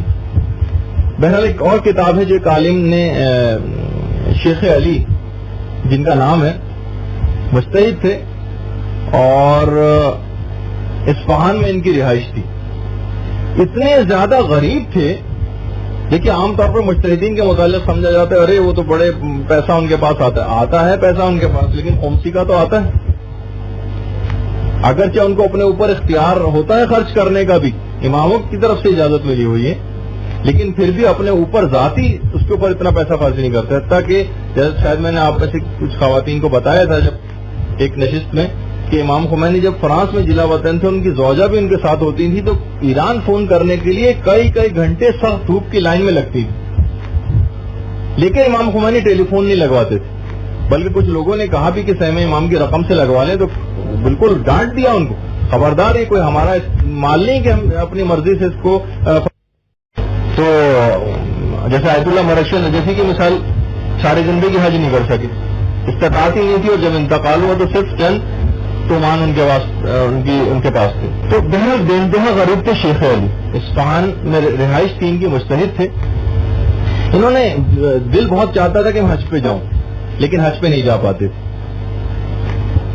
تو انہوں نے سوچا کہ میں اپنی کتابوں کو, کچھ کتابیں ہیں میرے پاس, میں ان کو فروخت کر دیتا ہوں, اور اس کتابوں سے جو پیسے مجھے ملیں گے اس سے میں حج پہ چلا جاؤں گا. ایک رات کو سوئے اور اس کے بعد دروازے کے پاس دستک ہونے لگی. انہوں نے دروازہ کھولا تو معلوم چلا کہ شاہ عباس کا کوئی ملازم, زمانے میں بادشاہ تھا, اس کا کوئی ملازم آیا اور آ کے پوچھنے لگا کہ کیا آپ شیخ علی ہیں؟ میں شاہ طہماسپ کی بیٹی کا غلام ہوں, جو زمانے میں اس سے پہلے انتقال کر چکا تھا ایک بادشاہ, اور بڑا دیندار بادشاہ تھا, بڑا غریب پرور بھی تھا. کہ میں شاہ طہماسپ کی بیٹی کا غلام ہوں. انہوں نے مجھ سے کہا ہے کہ جا کے معلوم کرو کہ شیخ زین الدین کی نسل سے کوئی شیخ علی ہیں اصفہان میں, کوئی مجتہد ہیں یا نہیں. انہوں نے کہا کہ ہاں میں ہی شیخ علی ہوں, بتاؤ کیا کام ہے. اور کہا کہ تمہیں کس نے بتایا؟ پھر اس نے کہا کہ شاہ طہماسپ کی بیٹی نے اپنے غلام کو یہ بات بتائی کہ میں نے خواب میں دیکھا کہ میرا باپ میرے خواب میں آیا اور کہا کہ شیخ علی کی مالی حالت انتہائی کمزور ہو گئی ہے کہ وہ کتابیں بیچ کے حج پہ جا رہے ہیں. کیا تم سب لوگ مر گئے ہو؟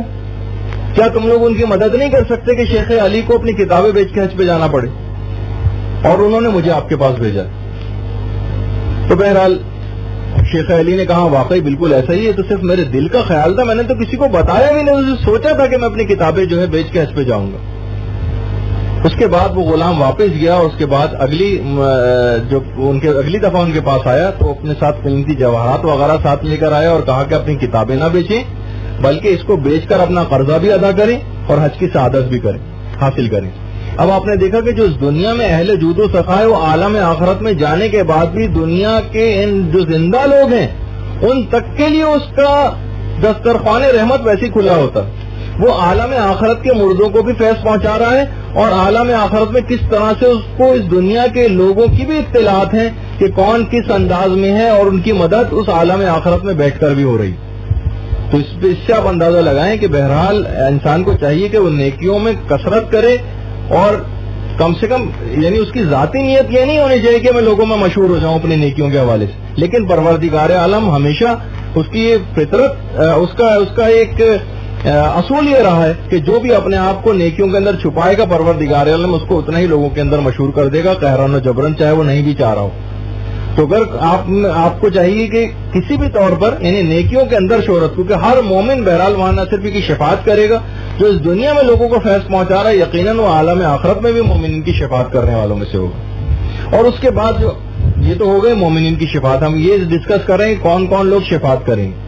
اور دوسری عظیم شخصیت ہے, یعنی ہم ایک ایک کا ذکر کرتے جائیں گے جن کا روایت میں تذکرہ آیا ہے, اور وہ ہے حضرت ابو طالب علیہ الصلوۃ والسلام, مولا کائنات کے والد گرامی. بآواز بلند درود بھیجیے. اللہم صلی علی محمد.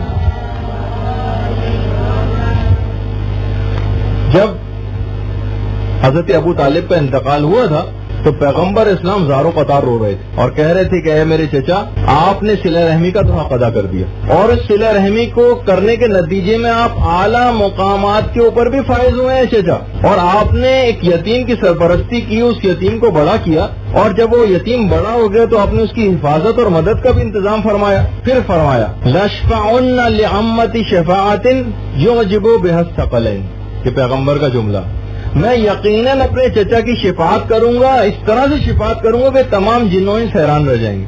یہاں پر شفاعت کا وہ مفہوم ہے کہ درجات کی اتنے عظیم درجات میں اپنے چچا کو دلواؤں گا کہ جنوں سے حیران رہ جائیں گے. اور سید الشہداء امام حسین علیہ الصلوۃ والسلام فرماتے ہیں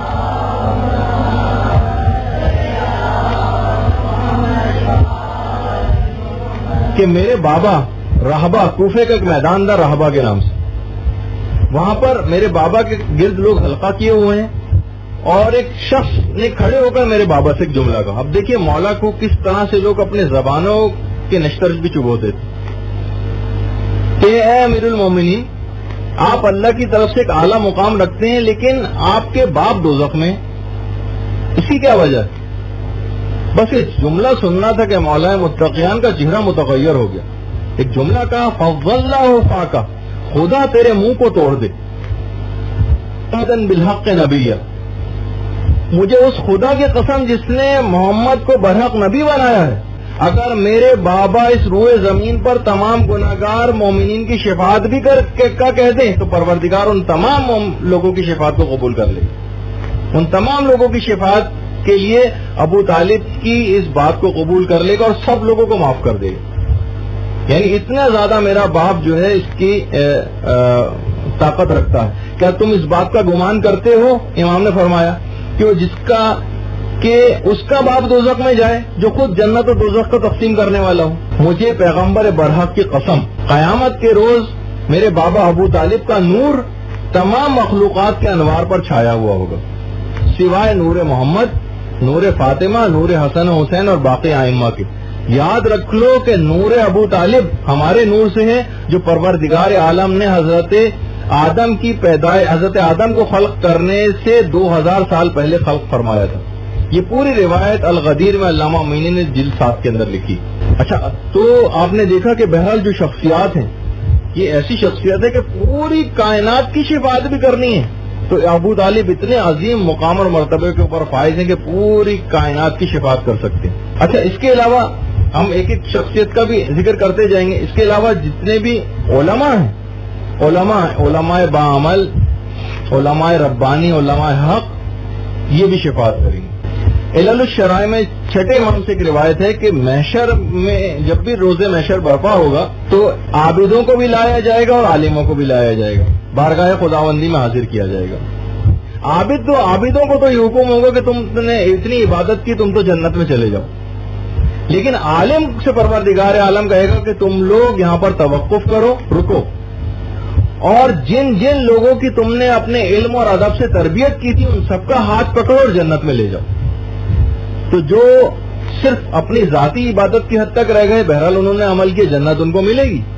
لیکن جو صاحبان علم ہیں, جو لوگوں میں علم تقسیم کرتے ہیں, چاہے وہ مرد ہوں چاہے عورتیں, ان کو اس بات کا اختیار ملے گا کہ وہاں پر توقف کریں اور جن جن لوگوں کی انہوں نے تربیت کی ان سب کو ہاتھ پکڑ کر جنت میں لے جائیں. تمام علماء بھی شفاعت کریں گے. اس لحاظ سے علماء سے اپنے ربط و ضبط کو بڑھانا کہ وہ کم سے کم ہمیں پہچان لیں. جبھی اکثر جو صاحبان ایمان باقاعدہ علماء کے پاس جا کر ان سے وعدے لیتے ہیں. ابھی میں بتاؤں گا کہ بہت سی عورتیں ایسی ہیں جنہوں نے کس طرح سے اپنے بیٹوں کے لیے علماء سے وعدے لیے. خیر میں وہ بھی چل کر آگے گفتگو میں آنے والا ہے. اچھا, اسی طریقے سے قرآن جو ہے یہ بھی شفاعت کرے گا. اس کی شفاعت مقبول ہوگی, یعنی جس نے بھی اس کی تعلیم حاصل کی ہوگی قرآن کی اور دوسروں کو تعلیم دی ہوگی, اس کی تلاوت کی ہوگی اور اس کے مندرجات پر عمل کیا ہوگا, اس کی قرآن خود شفاعت کرے گا. اچھا مزے کی بات یہ ہے کہ جو کہ جیسے کہ اصول کافی کی دوسری جلد میں بھی ہے کہ صرف یہی نہیں ہے کہ قرآن بس ایک سمپل سی شفاعت کرے، بلکہ قرآن اس طرح کی شفاعت بھی کرے گا کہ مومنین کے درجات کو بلند بھی کروائے گا. ایک ایک آیت پڑھتے جاؤ اور بلند درجے میں جاتے جاؤ. جب بھی پیغمبر فرماتے تھے کہ تعلم القرآن فإنا شافع یوم القیامہ، یعنی یہ قرآن جو ہے اس کی تعلیم دو، اور یہ نہیں تعلیم دینے کا بھی حکم ہے بہرحال، اور تعلیم کو حاصل کرنے کا بھی، کیونکہ یہ قرآن جو ہے یہ قیامت کے دن شفاعت کرنے والا ہے. اس طرح سے اگر ہم پوری فہرست بنائیں اور جلدی جلدی بھی اس کو بیان کرتے ہوئے گزرے، کیونکہ ہمیں تیز رفتاری کے ساتھ جانا ہے، اس کی تفصیلات میں بھی میں نہیں جاؤں گا. مثلا ایک شفاعت جو خود ایک عمل آپ کا ایسا جو شفاعت کروائے گا، صلہ رحمی، جس پہ ہم تفصیل سے کبھی اور گفتگو، ویسے تو آتی رہتی کچھ نہ کچھ، لیکن اس پہ کبھی اور گفتگو کریں گے. یعنی صلہ رحمی، رشتہ داروں کے حقوق ادا کرنا، یہ عمل مجسم ہو کر آئے گا اور آپ کی شفاعت کروائے گا. اسی طریقے سے امانت داری، کسی نے کوئی چیز آپ کے پاس رکھوائی، امانت ہے، کوئی عہدہ ہے آپ کے پاس، امانت ہے، کوئی بھی اس طرح کی کوئی چیز جو آپ کے پاس ہو اور دوسرے کی اور آپ نے اس کو حفاظت سے رکھا، یہ امانت داری مجسم ہو کر آئے گی اور شفاعت کروائے گی. یہ روزے جو آپ رکھتی ہیں، یہ شفاعت کروائیں گے میدان قیامت میں. اسی طریقے سے جو شہداء ہیں، ہم لوگ بڑے پریشان ہوتے ہیں کہ مومنین بڑے مارے جا رہے ہیں مختلف جگہوں پہ. بہرحال اس دنیا میں کسی نہ کسی طریقے سے تو گزرنا ہی ہے. یہ مومن شہید ہو کے نہ مرتے تو بستر پہ ایڑیاں رگڑتے ہوئے مثلا مرتے کسی بیماری میں. تو بہرحال یہ شہداء، ان کا اتنا بڑا مقام اور مرتبہ ہوگا کہ پیغمبر اسلام فرماتے ہیں کہ ایک شہید جو ہوگا وہ نہ صرف یہ کہ اپنے گھر والوں کی شفاعت کرے گا، اپنے تمام عزیز و اقارب کی شفاعت کرے گا، اپنے تمام ہمسایوں کی شفاعت کرے گا، بلکہ اگر سب کو ملا لیا جائے تو ایک شہید 70,000 افراد کی شفاعت کرے گا. تفسیر مجموع البیان میں پوری روایت ہے شہید کے متعلق کہ کم سے کم 70,000 افراد کی شہید شفاعت کرے گا. اسی طریقے سے جو مومن پڑوسی ہوں گے وہ شفاعت کریں گے.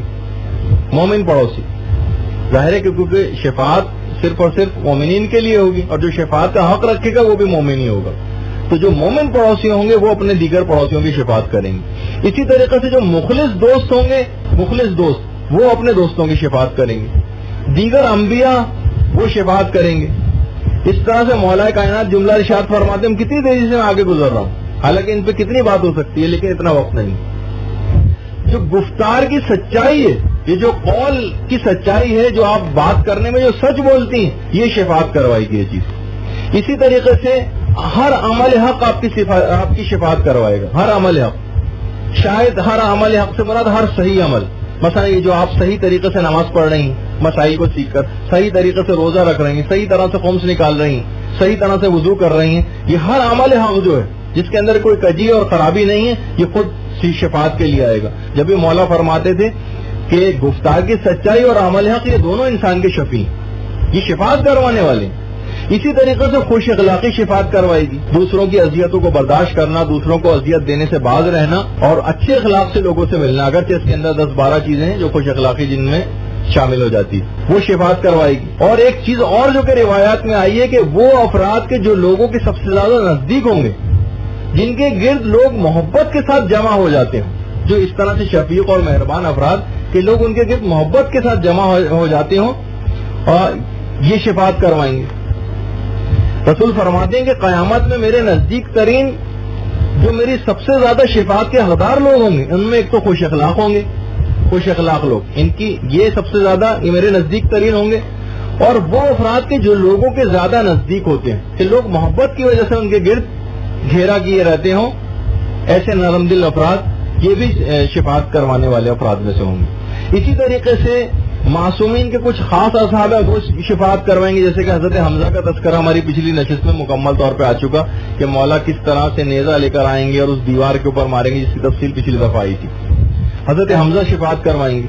اور یہ بھی جملہ ہے معصومین کا کہ ہم قیامت کے روز اپنے شیعوں میں سے جو اعلیٰ افراد ہیں جیسے سلمان ہیں، مقداد ہیں، ابو ذر ہیں، عمار ہیں، ان کو اپنے شیعوں کی طرف بھیجیں گے اور وہ بے پناہ ہجوم میں، ظاہر میدان قیامت میں کتنا ہجوم لگا ہوا ہوگا لوگوں کا، وہ اس بے پناہ ہجوم میں ہمارے شیعوں کو اس طرح سے چن لیں گے جس طرح عقاب اپنے شکار کو جھپٹ لیتا ہے، یا جس طرح کبوتر اپنے دانے کو کھا لیتا ہے. اور ایسے افراد کو جھپٹ کر ان مجمع میں سے نکالیں گے، ان کی شفاعت کریں گے اور ان کو جنت اس طرح سے روانہ کریں گے جس طریقے سے دلہن کو روانہ کیا جاتا ہے۔ یہ دیکھا آپ نے کہ ائمہ کے جو خاص اصحاب ہیں یہ بھی کس طرح سے شفاعت کروانے والے افراد میں سے، ان کے حوالے سے دعائیں بھی کرنی چاہیے اور ان سے شفاعت کی درخواست ان سے بھی کرنی چاہیے اب بھی۔ اسی طریقے سے جتنے بھی اعمال صالحہ یہ سب شفاعت کریں گے، نماز ہے، آپ کا روزہ ہے، آپ کا حج ہے، آپ کا خمس ہے، جتنے بھی آپ کے نیک اعمال ہیں یہ شفاعت کریں گے۔ اور علماء نے کہا کہ جیسے نیک اعمال ہوں گے اس کی مقدار کے مطابق ہی شفاعت کروا سکیں گے، یعنی جتنی ان اعمال کے اندر پاور ہوگی یہ اتنے ہی زیادہ آپ کے لیے ہیلپ فل ہوں گے اور شفیع ہوں گے میدان قیامت میں۔ یعنی آپ اگر مستحبات سے بھرپور نماز پڑھتی ہیں، مستحبات سے بھرپور وضو کرتی ہیں، تو اسی کے مقدار کے برابر ان کے اندر اتنی قوت اور طاقت آ جائے گی کہ وہ آپ کی سفارش اور شفاعت کر سکیں۔ اسی طریقے سے ایک بہت بڑا نام میں پھر لینے والا ہوں حضرت ابو طالب کے بعد، حضرت عباس علمدار علیہ الصلوۃ والسلام۔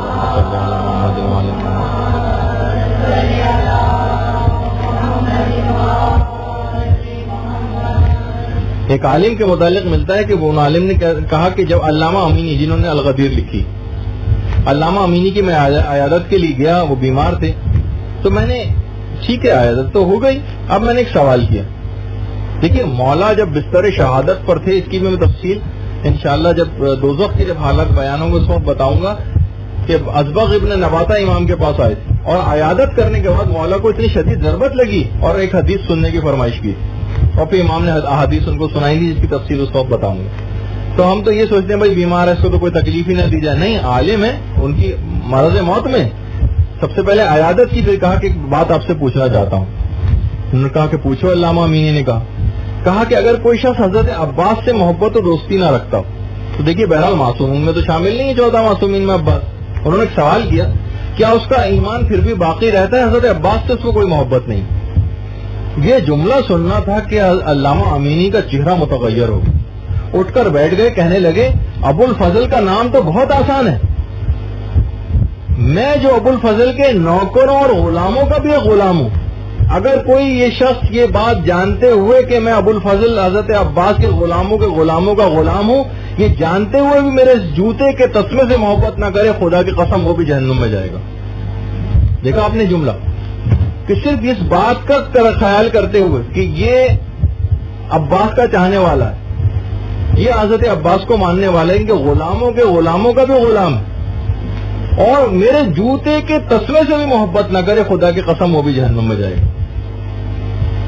تو بہرحال یہ بھی روایات کے اندر ہے کہ جب قیامت برپا ہوگی تو پیغمبر اسلام مولا کائنات سے ہی کہیں گے کہ میری بیٹی زہرا سے پوچھ کے تو آؤ کہ امت کی شفاعت اور نجات کا کوئی انتظام اور سامان کر کے آئی ہو یا نہیں۔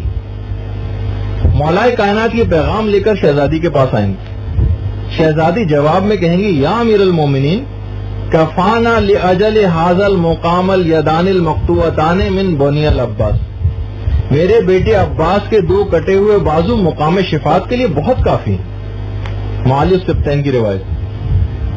یہی وجہ ہے کہ وقت شہادت جب تھا مولا کائنات کا تو انہوں نے مولا عباس کو بلایا تھا، سینے سے لگایا تھا اور ایک جملہ کہا تھا ولدی بس تقر عینی بکا فی یوم القیامہ، بیٹا جلد ہی روز قیامت تمہارے وجود کے دیدار سے میری آنکھیں روشن ہوں گی۔ یعنی مولا کی اسی حضرت عباس کی اسی فضیلت کو ظاہر کرنے کے لیے کہ جب میدان قیامت میں حضرت عباس کے 2 کٹے ہوئے بازو شہزادی فرماتی ہیں یہی شفاعت کے لیے وہ امت کی بہت کافی ہیں۔ اچھا، حاجی نوری جن کا اکثر میں حوالہ دیتا رہتا ہوں، جن کی کتاب دار السلام بھی ہے، نجف کا ایک واقعہ انہوں نے نقل کیا ہے۔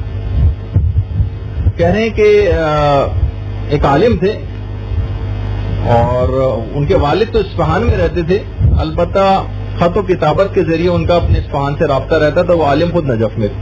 انہوں نے کہا کہ میں نے خواب میں دیکھا کہ کچھ لوگ میری ماں کو مارتے ہوئے لے جا رہے ہیں، میری ماں کی ناک سے خون بہ رہا ہے۔ میں آگے بڑھا ان کے پاس گیا کہ میری ماں کو کیوں مار رہے ہو؟ کہا کہ ہم خدا کی طرف سے اس عذاب کے اوپر معمور، تمہاری ماں نماز کو بہت ہلکا سمجھتی تھی، رمضان کے روزے چھوڑتی تھی، اس وجہ سے اس کو مار رہے ہیں۔ اور کہہ رہے ہیں اچانک سے میں بیدار ہوا, میری آنکھ کھل گئی. اسی دن کی صبح کو میرے پاس خبر آئی کہ میری ماں کا انتقال ہو گیا اور میری ماں کے جنازے کو کربلا لے جایا جا رہا, اور میں فوراً ہی تدفین کے لیے چلا کہ میں بھی اپنی ماں کے جنازے میں شریک ہو جاؤں. کہہ رہے جب تدفین کرنے کے لیے تابوت سے ماں کے جنازے کو باہر نکالا تو دیکھا کہ کفن خون آلود تھا, اور جب چہرہ کھول کے دیکھا ماں کا تو دیکھا کہ ناک سے خون بہ رہا ہے, جو انہوں نے خواب میں دیکھا تھا. پوچھا, اچھا خواب ہی میں پوچھ رہے ہیں, یعنی ابھی تو خواب دیکھا, خواب کے بعد اٹھ گئے, اٹھنے کے بعد پھر کہا کہ لوگوں سے پوچھا کہ یہ ماں کے اس سے خون کیسے نکل رہا ہے, صحیح طرح سے غسل کفن نہیں دیا. کہا کہ دیکھیے ان لوگوں نے کہا کہ ہمارا کوئی قصور نہیں, ہم جب جنازہ لے کر کربلا کی طرف آ رہے تھے تو راستے میں ایکسیڈنٹ ہو گیا, ایک گاڑی دوسری سواری سے جا کر ٹکرا گئی اور جنازہ جو ہے گر پڑا نیچے, اور اس کی ہم نے جب اٹھایا جنازے کو دیکھا کہ اس کی ناک سے خون بہ رہا تھا. یہ عالم سمجھ گئے کہ خواب میں مجھے صحیح بات بتا دی گئی ہے, اور میری ماں نماز اور روزہ کرنے میں کافی کچی تھی اور وہ نماز اور روزے چھوڑ دیا کرتی تھی, اب میری ماں پر یہ عذاب ہو رہا. کہہ رہے ہیں وہ عالم کہتے ہیں میں اس تدفین کے فوراً بعد سیدھا حضرت ابوالفضل عباس سے متوسل ہوا اور کہا کہ مولا آپ وعدہ کریں کہ میری ماں پر سے عذاب کو ساقط کر دیں گے. میں وعدہ کرتا ہوں کہ میں ماں کی قضا نماز اور روزے کا انتظام کرواؤں گا. وہ عالم کہتے ہیں کہ 2 مہینے تک تو میں نے اجارے پر ماں کے قضا نماز اور روزے رکھوائے, اور اس کے بعد میں بھول گیا. اچھا بھول گیا اپنا وعدہ پورا کرنا. پھر ایک رات کو میں نے پھر خواب میں دیکھا کہ پھر ویسے ہی خواب آئے اور میری ماں پر پھر عذاب دیا جا رہا. پھر میں نے لوگوں سے پوچھا کہ میں تو ابوالفضل العباس سے متوسل ہوا تھا, درخواست کی تھی, میری درخواست قبول بھی ہو گئی تھی, اب کیوں عذاب دیا جا رہا ہے؟ کہا کہ تم نے اپنے وعدے کو پورا کرنا بھول گئے, لہذا عذاب کا سلسلہ دوبارہ شروع ہو گیا. خیر وہ عالم کہتے ہیں کہ میں دوبارہ بیدار ہوا اور اس کے بعد خود ذاتی طور پر تندہی سے میں نے اپنی ماں کے نماز و روزے جو ہے خود انجام دی. تو اس سے آپ اندازہ لگائیں کہ بہرحال اگر کوئی متوسل ہو تو مرنے کے بعد بھی جیسے میں نے کہا, اور عالم برزخ میں بھی مولا عباس کی شفاعت بڑی, وہ متوسل ہوا تھا حضرت عباس سے اور کہا تھا کہ اگر آپ اس عذاب کو برطرف کروا دیں تو میں وعدہ کرتا ہوں کہ میں ماں کے نماز و روزے کو کرواؤں گا. تو حضرت عباس سے متوسل ہونا, یہ خود حضرت عباس اتنی عظیم الشان شخصیت ہے ان کی کہ بس اب اس سے زیادہ کیا کہا جائے. جو شہزادی نے کہہ دیا کہ ان کے 2 کٹے ہوئے بازو ہی تمام امت کی شفاعت کے لیے کافی. اچھا تفسیر المیزان ہے, اس کے فارسی مترجم جو ہے سید باقر موسوی حمدانی, انہوں نے ایک واقعہ نقل کیا ہے. کہہ رہے ہیں کہ گنداب ایک علاقہ ہے, حمدان کا ایک علاقہ ہے گنداب کے نام سے. وہاں پر ایک شرابی اور کبابی ایک شخص تھا جس کا نام تھا علی گندابی, اور اس کا بالکل اٹھنا بیٹھنا تھا بدماشوں کے ساتھ. تو ایک ذاکر تھے, ذرا پہلے کا واقعہ ہے جو انہوں نے نقل کیا ہے. شیخ حسن نام تھا ان کا, ذاکر امام حسین تھے اور اکثر مجالس وغیرہ پڑھنے کے لیے شہر سے باہر بھی جاتے. تو اس زمانے میں شہر کے باقاعدہ دروازے بھی ہوا کرتے تھے. تو ایک دفعہ مجلس پڑھنے شہر سے باہر گئے, جب واپس آئے تو کافی ذرا رات ہو گئی تھی, گیٹ بند ہو گیا تھا. اچھا یہ علی گندابی جو بدماش تھا, یہ نشے میں دھت, شراب کے نشے میں دھت پڑا ہوا تھا اندر. انہوں نے دروازہ کھٹکھٹایا کہ دروازہ کھولو. علی گندابی نے کہا نہیں دروازہ تو بند ہے. کہا کہ بھائی میں ہوں شیخ حسن ذاکر امام حسین, میں مجلس پڑھنے گیا ہوا تھا, دیر ہو گئی تھی, دروازہ کھولو. اس نے علی گندابی نے کہا کہ ٹھیک ہے میں دروازہ تو کھولتا ہوں لیکن میری ایک شرط ہے, جب تم مجلس پڑھنے گئے تھے تو ایک مجلس میرے لیے بھی پڑھو. اگرچہ یہاں بیٹھنے کی کوئی جگہ نہیں ہے, لیکن ممبر وغیرہ تو نہیں ہے, نہ کوئی کرسی ہے, لیکن میں یہ کرتا ہوں کہ میں جو ہوں سجدے کی حالت میں چلا جاتا ہوں, میری پیٹھ پہ بیٹھو اور قمر بنی ہاشم حضرت ابوالفضل العباس کے مصائب پڑھو. اب کہہ رہے ہیں کہ بہرحال میں نے اس سے وعدہ کر لیا تھا, اسی شرط پہ اس نے دروازہ کھولا تھا. میں گیا اور اس کی پیٹھ پہ بیٹھ کے میں نے حضرت ابوالفضل العباس کے مصائب پڑھے. اس شخص نے بے انتہا گریہ کیا اسی نشے کے عالم میں, اور اتنا گریہ کیا کہ بہرحال حضرت عباس کا لطف و کرم شامل حال ہوا اور وہ شخص طائب ہو گیا علی گندابی. اور اس کے بعد یہ زیارت کے لیے نجف گیا. جب یہ علی گندابی زیارت کے لیے نجف گیا تو اسی زمانے میں مرزا شیرازی وہاں پر ہوا کرتے تھے. مرزا شیرازی آپ کو یاد ہوگا کہ وہی عالم ہیں کہ جنہوں نے تمباکو کی حرمت کا فتویٰ دیا تھا.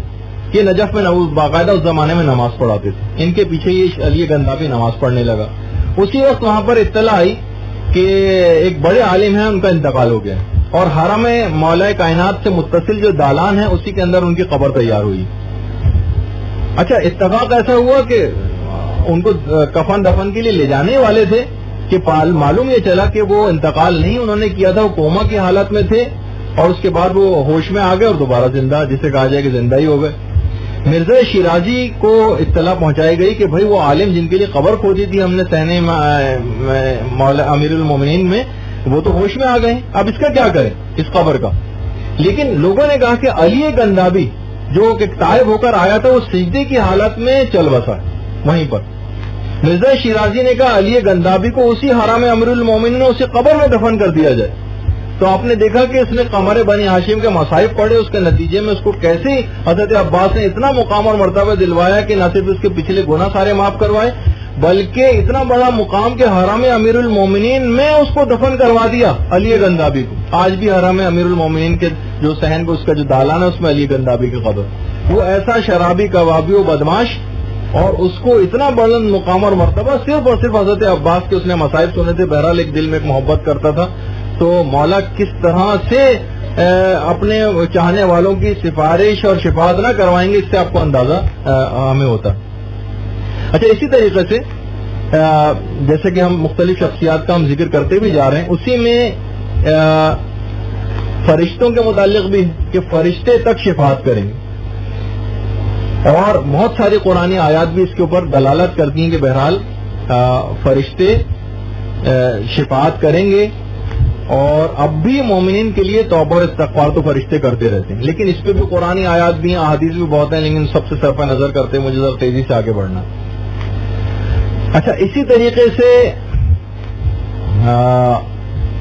اگرچہ اب اتنا وقت باقی نہیں رہا، البتہ بس میں ایک کوشش کر کے آپ کو صرف ایک شفیع کے متعلق اور بتاتا ہوں۔ ویسے تو ابھی شفاعت کرنے والوں کی کچھ ابھی تو اہم ترین شفاعتیں باقی، شہزادی کونین کی شفاعت، مولا کائنات کی شفاعت، امام حسین کی شفاعت، دیگر ائمہ کی شفاعت، ان کے بھی کچھ تذکرے اگلی دفعہ آئیں گے، اور سب سے بڑھ کر پیغمبر اسلام ختمی مرتبت کی شفاعت کبریٰ، سب سے آخر میں سب سے بڑا مقام محمود، اس کی تفصیل انشاءاللہ اگلی نشست میں آئے گی۔ آج صرف ایک کی حضرت عباس کے بعد زیادہ مناسب اور محسوس ہوتا ہے معصوم قوم کی شفاعت کا تذکرہ بھی آپ کے سامنے کیا جائے۔ معصوم قوم جن کے متعلق چھٹے امام یہ جملہ ارشاد فرماتے ہیں کہ حضرت معصومہ کی شفاعت سے ہمارے تمام شیعہ جنت میں داخل ہوں گے۔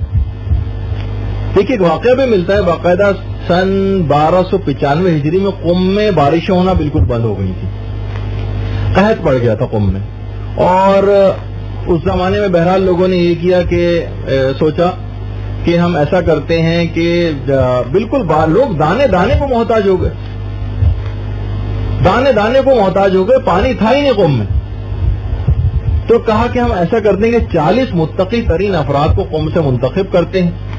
یہ 40 متقی افراد نے 40 دن کا ایک عمل اس طرح سے کیا کہ اپنے آپ کو رسیوں سے حرم معصومہ قوم کی جو زری کی جو جالیاں اس سے باندھ لیا اپنے آپ کو۔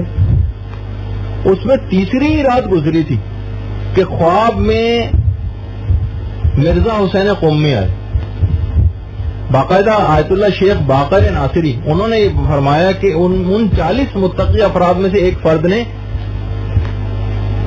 مرزا حسین قومی، ایک بہت بڑے عالم گزرے ہیں جن کو صاحب قوانین الاصول کہا جاتا ہے، ان کی بڑی مشہور کتاب ہے معرکۃ الآراء، اور اتنی مشکل ترین کتاب ہے کہ اگر واقعی اس کا کوئی ایک صفحہ بھی پڑھ کے ایک زمانہ تک علماء اس بات کو، یعنی کسی کی بھی علمیت کو چیک کرنے کے لیے کہ اگر ایک صفحہ بھی اس کتاب کو کوئی پڑھ کے سمجھ کے بتا دے تو اس کو عالم تسلیم کر لیں گے۔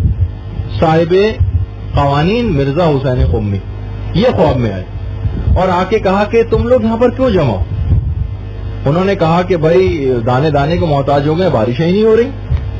اچھا، مرزا حسین قمی کا انتقال سن 1231 ہجری میں ہو چکا ہے، اور آج بھی جو افراد آپ میں سے خواتین جو زیارت کر کے آ چکی ہیں، آپ نے دیکھا ہوگا کہ معصومہ قوم کے روضے سے متصل ایک چھوٹا سا قبرستان ہے جہاں پہ فوارے وغیرہ لگے ہوئے ہیں، وہاں پر ایک چھوٹا سا قبرستان ہے، وہاں پر بھی مرزا حسین قمی کی قبر۔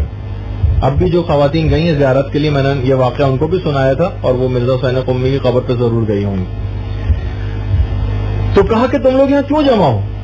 انہوں نے کہا، اس شخص نے کہا کہ یہاں پر بارش کے لیے ہم یہاں پر جمع ہیں کہ ہم معصوم قوم سے آ کر توسل کریں اور ان سے درخواست کریں کہ قوم میں بارش نہیں ہو رہی، بارش کا کوئی انتظام ہو۔ کہا کہ اتنے چھوٹے سے کام کے لیے تم معصوم قوم کو تکلیف دینے کے لیے آئے ہو؟ ارے اگر قوم میں بارش ہی کروانی تھی تو صرف میری قبر پر آ جاتے، یہ چھوٹا سا کام تو میں بھی کر سکتا ہوں۔ ہاں اگر پوری دنیا کی شفاعت کروانی ہے تو یقیناً معصوم قوم کے روضے پر جاؤ۔ اتنی اس حد تک دیکھیے کہ یہ چھوٹا سا کام، یہ بارش کروانا، اس کے لیے تم معصومہ کے قوم کے پاس آئے ہو؟ یہ کام اگر میری قبر پہ آ جاتے یہ کام تو میں بھی کر دیتا۔ ہاں پوری دنیا کی شفاعت اگر کروانی ہے تو یقیناً معصوم قوم کے پاس جاؤ۔ درود بھیجیے محمد علیہ محمد۔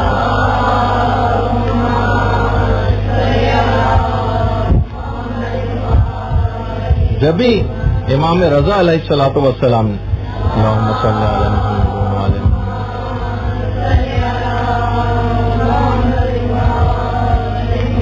زیارت معصوم قوم میں جملہ کہنے کی تاکید کی، یا فاطمہ، جو نام بھی ہے معصوم قوم کا، اشفعی لی فی الجنہ، آپ پروردگار کے حضور ہماری شفاعت کر دیجئے، فإن لک عند اللہ شانا من الشان، کہ پروردگار کے حضور آپ کا مقام بہت عظیم ہے۔ تو بہرحال ان ہستیوں سے اس دنیا میں رہتے ہوئے شفاعت کی درخواست کرنا، یہ بہرحال ایک مومن اور مومنہ کو چاہیے کہ مستقل حضرت ابو طالب کی شفاعت کے لیے درخواست کرنا، حضرت عباس سے شفاعت کی درخواست کرنا، ہم اپنی دعاؤں کے اندر صرف اور صرف دنیاوی دعاؤں، صرف مال و دولت یا دنیاوی پریشانیوں کے اندر مگن رہتے ہیں اور آخرت کی وہ ہمیشہ کی زندگی کو بھول جاتے ہیں کہ جہاں پر ہم کو ہمیشہ رہنا ہے۔